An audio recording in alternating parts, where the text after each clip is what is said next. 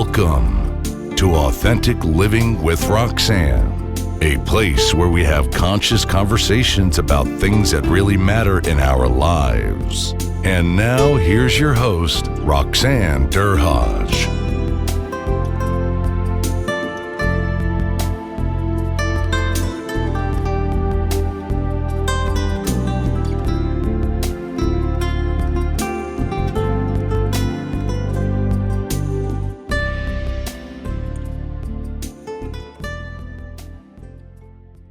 Everyone, it's Roxanne Derhodge with Authentic Living with Roxanne. Today I have a special friend and colleague and Canada's recognition expert, Sarah McVanel, with us. Sarah's been my guest, obviously, a couple times, and it's always a pleasure, Sarah, for you to spending your time coming in and sharing with us about recognition.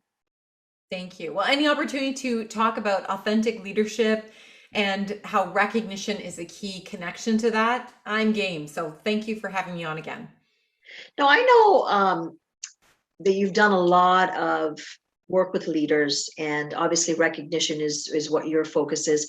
Let's talk a little bit about the connection between kind of authenticity and in leadership or in leadership teams, and how that translates down into kind of recognition and the strategies that companies kind of might utilize. So tell me kind of what you see out there, and so that the listeners can understand what's happening out there pulse-wise in organizations. Well, interestingly, pulse-wise, as I've been working on revising my first book, Forever Recognize Others' Greatness, the second edition, we're going to have some really interesting data about how the gratitude effect in hospitals and other caring organizations has gone up. It's increased organizational engagement 8%, which for those of us who nerded out in the human resources and organizational culture world, that is an incredible increase. 1%, you would be dancing in the street. 8%, it's virtually unheard of. And part of it is because that organizations are authentically demonstrating appreciation. Now, the verdict's still out if this is sustained, if it's continuing. I'm sure we could ask folks in these organizations if they still would answer the same way. And of course, by the time they do the study, the survey again in a year or two, we'll see if that has maintained and withstood the test of time.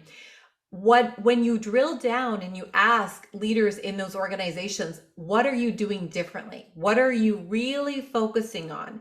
It's connecting with each individual as often as they can. They're checking in. How are you doing? They're checking up. Is there anything that you need from us?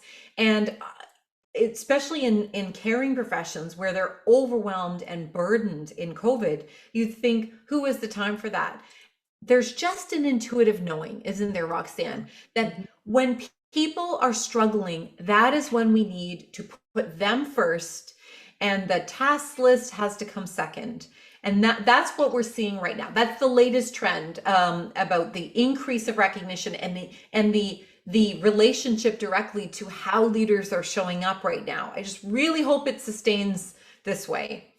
So to clarify then, so you're saying, because they're doing the small things, the small bits of connections, taking the time, just checking in with people, employees are showing a gratitude increase just because people are doing the small microscopic things to let them know they matter.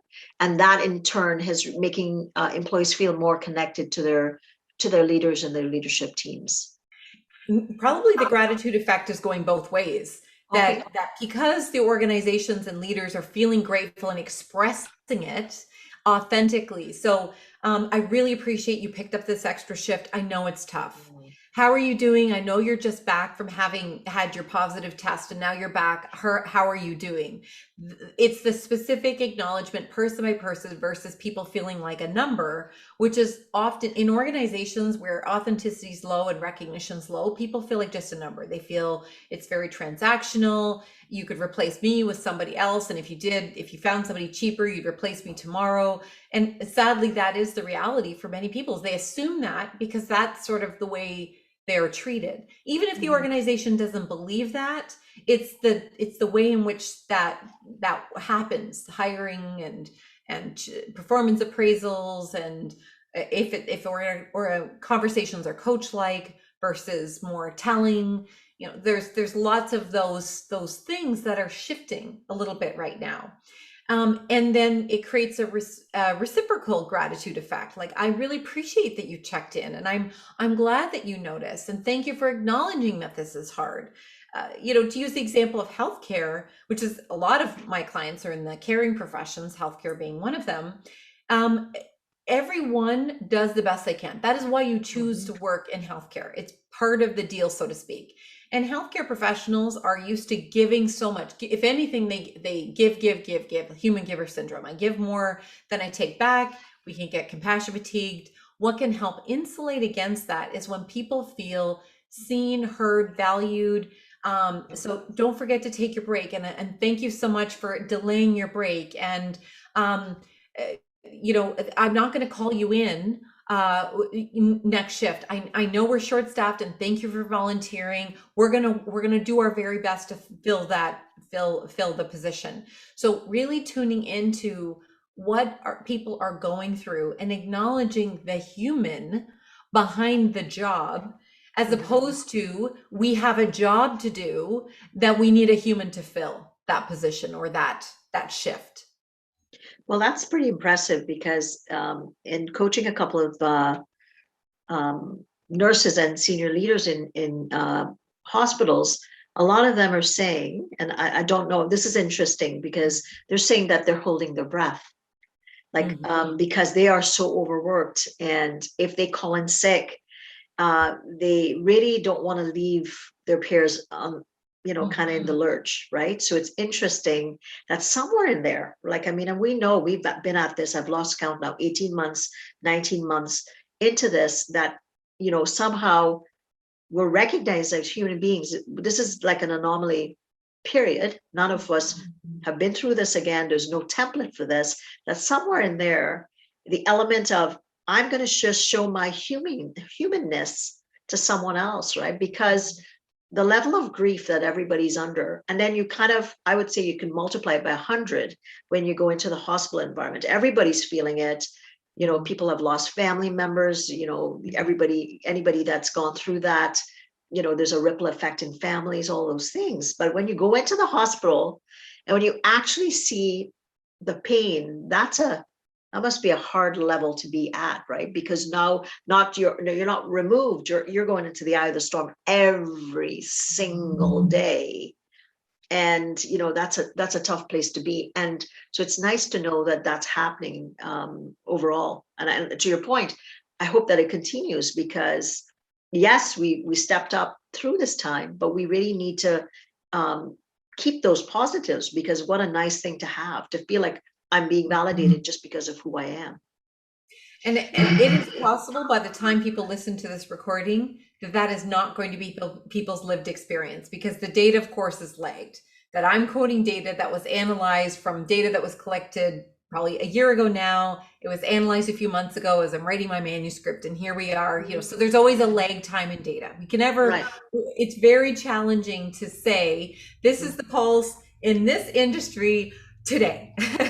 Yeah. But I can tell you, though, if we look at this from a micro lesson perspective, is that when leaders stepped up when people needed it most, and they tried to see that what individuals needed, it worked, not just in that moment, I'm sure, to help that individual. People noticed.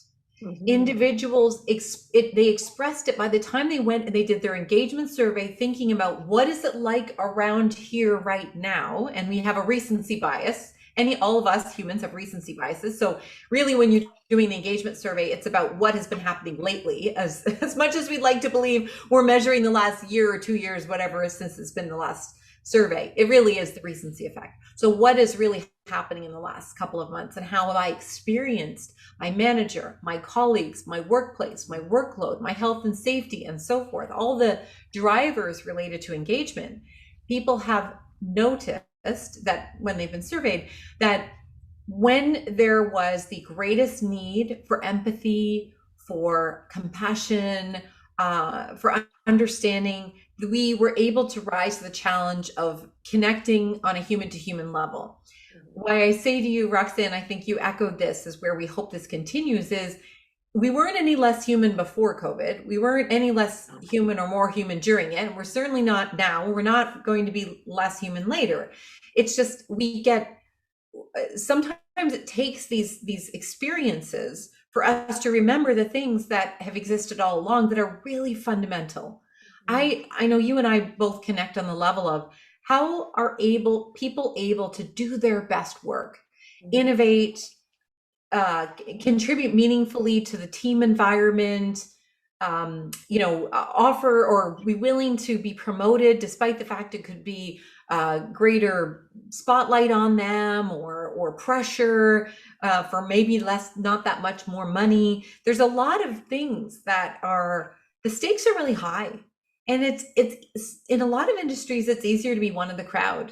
Healthcare and insurance and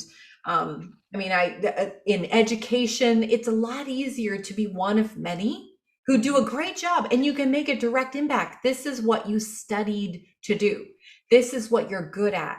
For people to step into leadership out of something they know into something that they don't know as well, and into something that's more visible and with less job security, then it's usually for other reasons. Yes, of course, there can be ego and money and all of those other things. And it's likely also to try to make an impact. It just may be a little bit of a different one. So we want to capitalize on those authentic leaders, those truly human leaders. And we need it because we're in the midst of what we're now calling the Great Resignation. And this is across industries. People are leaving their jobs, they're leaving their field, they're going down to part-time. A lot of folks my family doctor retired during COVID and he's 60-something. So this is where I'm doing most of my speaking, is for those authentic leaders still in the audience, really wanting to hold on to their peers. If they're an executive group like the one I'm speaking for a little bit later this week, they wanting to hold on to their middle managers about how important they are. And they want to hold on to their staff and not just keep them. They want to keep them inspired and motivated and feel appreciated, regardless of the context and the circumstance. So recognition is really the easiest way. We just have to deliver it in a way that is authentic. Good job. It needs to be wiped out of our vocabulary because it has become artificial. That's why Employee of the Month doesn't work. That's why sometimes even in organizations with a long tenure, such as a hospital or a teaching organization, the long service awards, that appreciating people based on tenure, although you don't want to necessarily get rid of them if you truly have a long tenured organization, it doesn't have an authentic feel to it. If you show up to a virtual or in non-COVID live dinner and you just walk across the stage and your name is read. Well, what about the employee who's been there 30 years? Somebody should say something about them, put their picture up on the slide, share silly moments, let them share a speech if they want to. We don't leverage these opportunities to authentically acknowledge the people that contribute so much, whether you've been there 5 months, 5 years, or 35 years. It's a little bit of a soapbox. Can you tell I'm a tiny bit passionate about authentic recognition? A wee bit, just a wee bit. Just a little bit, yeah. So let's talk about the innovative ways that you've seen leaders showed their authenticity through this time, because I'm sure you kind of get perceived a certain way as a leader. And I know there's a lot of phenomenal leaders. I know I was so fortunate that you introduced me to some fantastic, authentic leaders that I was able to interview for the book. So tell me about what you've seen with these authentic leaders through, not just through COVID. I'm sure they had a certain amount, but they had to ramp, they just, it was exponential. What kind of things did you see that they did different with recognition through this time that made people feel like, I'm valuable, I'm important? Yeah. Well, one is keep your program. Don't just, abandon it and say, well, when we're all back in the office or when it's a more convenient time, we'll do it. I-24 Call Management Solutions out of Montreal, Canada. Their owner, Gary Blair, third generation ownership. So, not dialing it in, that's for sure. He is still actively building, growing, supporting the staff in his business. And they actually have a chief engagement officer, right? Hilt. So you can tell this is the kind of passion this organization has if you have a chief engagement officer. What they have a really strong paper-based recognition program, or at least before COVID, when there were 100% bricks and mortar in the same building, that worked brilliantly. You write down a note, you post it on the board, you can hand it to your colleague, give it to their boss, who can read it to them. It all worked great. It was very well utilized. It was normally high turnover industry, and they have the double challenge of needing people in English and French. So a bilingual, high turnover industry, that's a really tough, that's where your culture really needs to be authentic. Well, when they all had to, because it was a hotspot for COVID at the beginning in Canada, in that city, they had to all go virtual very quickly. So they went to the organization that does a lot of their computer tech systems for their communications. And they said, like, is there a way of taking this, they call it WOW, their WOW board and WOW awards, and move it virtually? And they did that very, very quickly. And so it didn't break the habit of peer-to-peer recognition, leader to staff, and staff to leader recognition. And they went one step further. Not only did they make sure it was virtual and didn't have a time lag, so that people still felt like, okay, wow. So it's almost freshens it up, right? Because now it's just somewhere else. It's in another medium. So that was an interesting, just phenomenon. Is it live that if I give feedback is you've done something phenomenal? Oh my God, Sarah just, did XYZ. I put it in because I'm working with you on a project. Does it go live immediately in a live stream, or does it go to the recognition officer that puts it on a board that kind of translates it out? Such a great question. Never have a bottleneck in your recognition system. It should not be vetted, approved, reviewed before people can experience it. Yes, trust and believe that people are not going to abuse it, that it's true and that's honest. Change it if you have a problem, but do not assume that it's going to be a problem. One of my pet peeves about recognition programs is when there are gatekeepers, when there are barriers, because there's all kinds of reasons that we could spend an entire podcast about the reasons, the things I've had to do to rebuild organizations' recognition programs to remove those barriers and bottlenecks. So yes, so that's a great question. For this organization, it's in their communication system. It's in their platform. So I could, if you acknowledge me and I was in that system and I was in that location of the system, I could see it in real time. Oh, wow. And it gets better. And there's more. They decided to turn those acknowledgements into YouTube videos.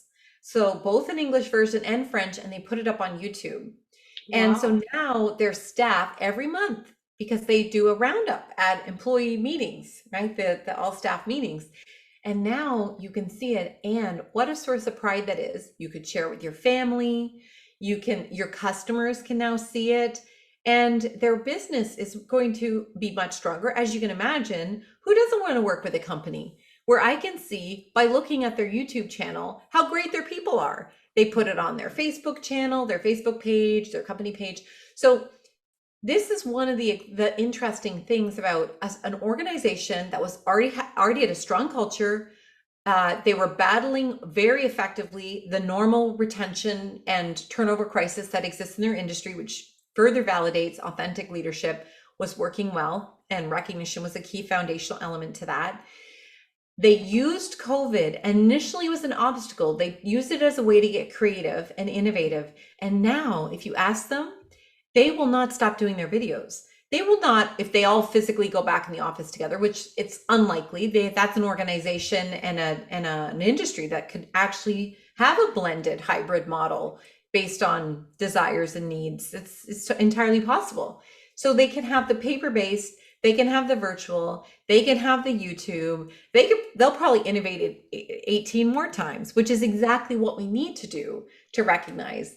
Because as new staff join, they may bring new ideas, have different expectations.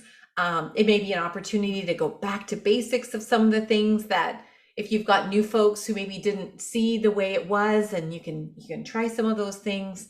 So so many possibilities though, because I'm thinking from the relational transparency lens of authentic leadership.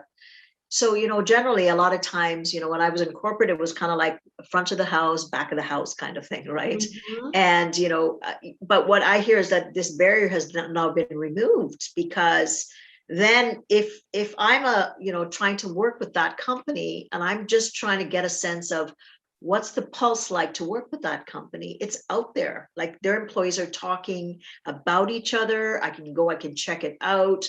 Versus, when I was a corporate consultant, I would go in quite literally, Sarah, and I don't know if you can relate to this. And when I would, be assigned a new account as an executive, I would generally have to go in, obviously meet all the senior people, and then talk about the rollout strategy, those types of things. And I oftentimes would sit in these towers in Toronto or wherever, and I would be, I'm here to see, so-and-so, and they wouldn't know who I was. And I would sit there, sometimes in the lobby, because they're busy, sometimes 15 minutes or something.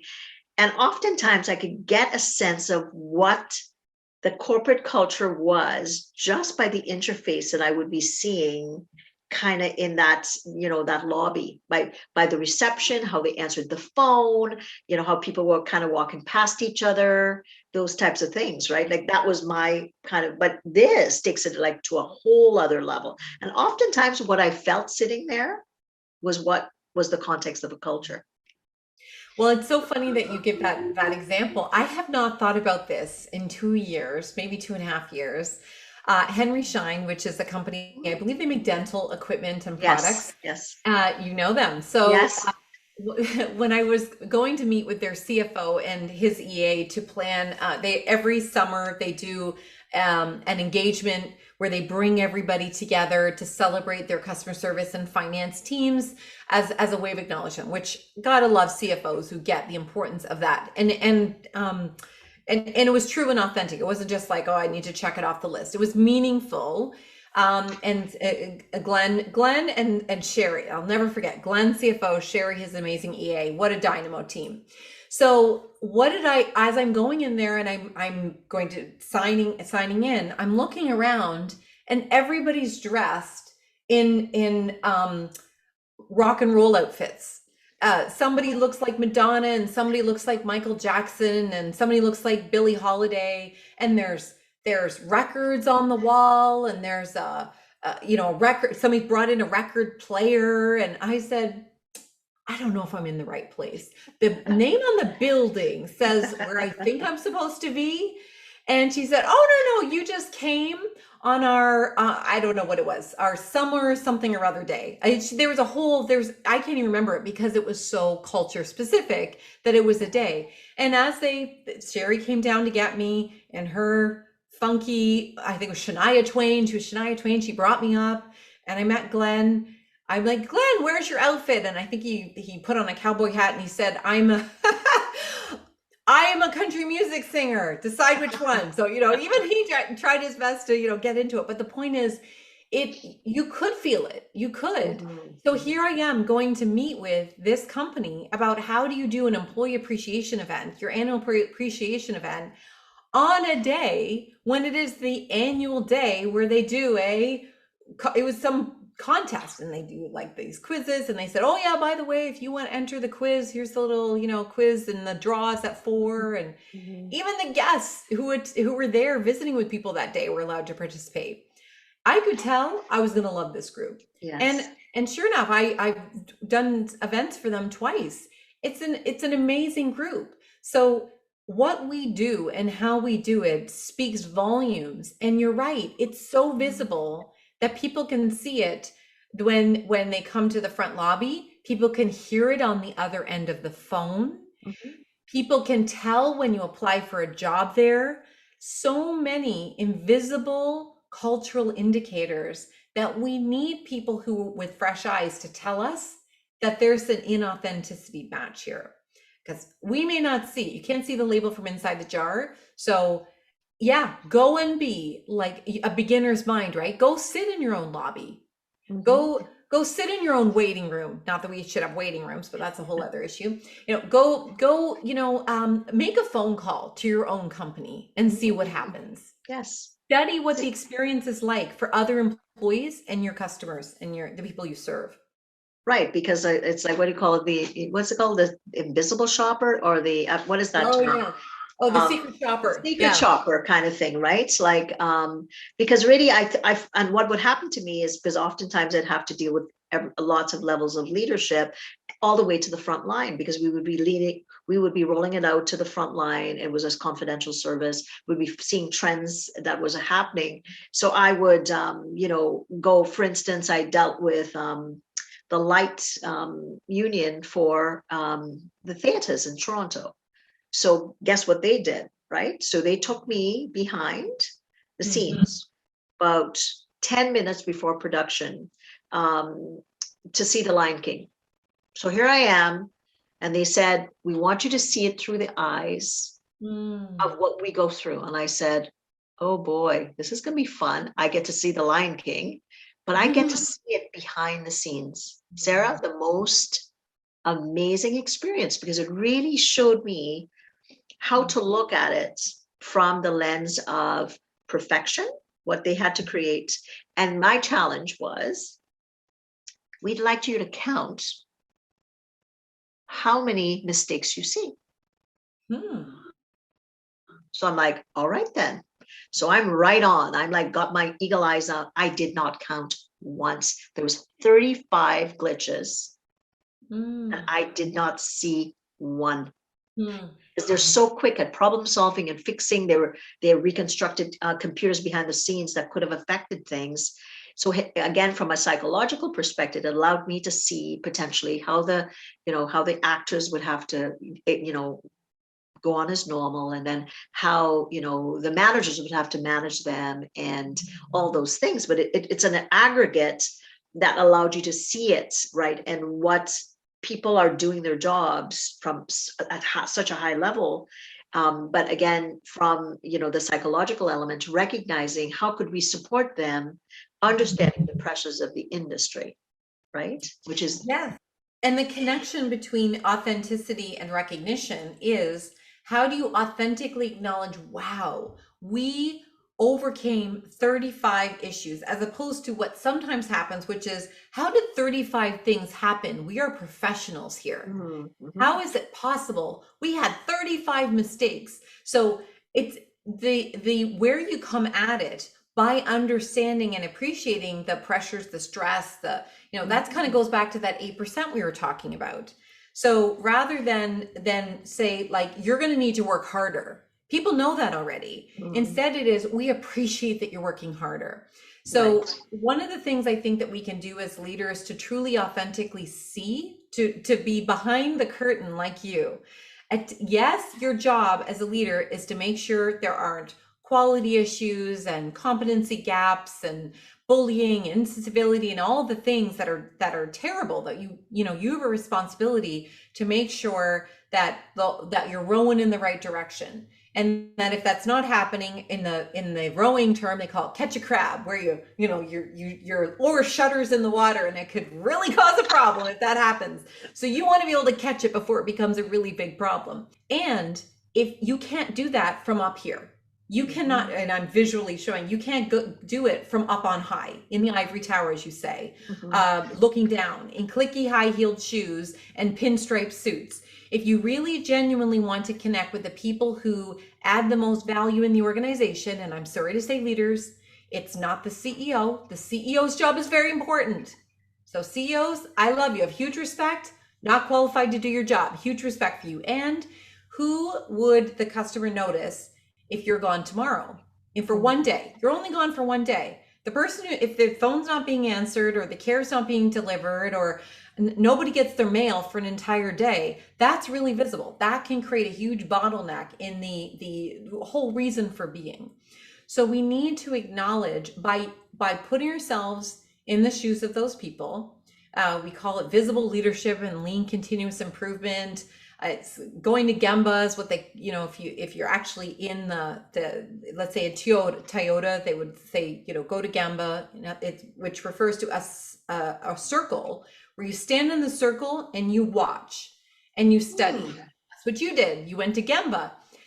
And when I was in a senior leadership role, I would hear on a Tuesday at senior team what was broken. And on Friday, I would spend it in scrubs or in runners or wherever the quote problem existed that we couldn't figure out how to solve in senior team. I'd go there and I'd try to study it. And, not only would I come back with greater information, and frankly, sometimes my clients, my peers would respect that, and other times it'd create waves, as you can probably imagine. And I'm not criticizing them. They have their way of leading. I honestly didn't know how I would ever contribute at senior team if I didn't go and study what was going on with the people who could understand it. Here's what mattered most to me, though. The people who were experiencing the pain of that issue not yet being solved, or that we did not have a good, viable solution to, they needed to feel that somebody was listening, that somebody was paying attention. Because even if it was such a colossal challenge that it was even outside of the realm of anybody on senior team being able to fix, such as in Ontario, well, every hospital, you have a backlog of beds, of people in beds in emergency. We can't create more beds. We can't pull funding out of the air. There's lots of things that we could probably do to iterate, and that's good organizations do that, good hospitals do that. And it's virtually impossible to have enough money and funding to do everything you possibly would ever want to do for a patient. So what we can do is we can make sure that the people providing the care, the one experiencing the strain of an overrun emergency department, of the families worried about the care, about hearing infection controls concerns, that you have patients who should be isolated, but you do not have another isolation room. The worst thing that we can do for those people is let them suffer on their own and not go down there and say thank you, or ask a question, or roll up our sleeves and do something about it. Undercover Boss is not just a reality TV show. It needs to be how we authentically appreciate and acknowledge people. Because if there's nothing you can do in that moment to fix it, you can study it and you can be with the people who are the ones struggling the most with that issue. And it can be on the customer side too. Go and spend time with your customers. It doesn't have to be the people providing it. It could also be on the other side. This was such a great interview that we decided to turn it into a 2-part series. Be sure to tune in next week for part 2, so you don't miss out on the amazing content. Thanks for tuning in to Authentic Living with Roxanne, creating the space for positive, healthy change. Roxanne is a keynote speaker, psychotherapist, and coach. To work with Roxanne, visit roxannederhage.com/blueprint. We'll see you next time on Authentic Living with Roxanne.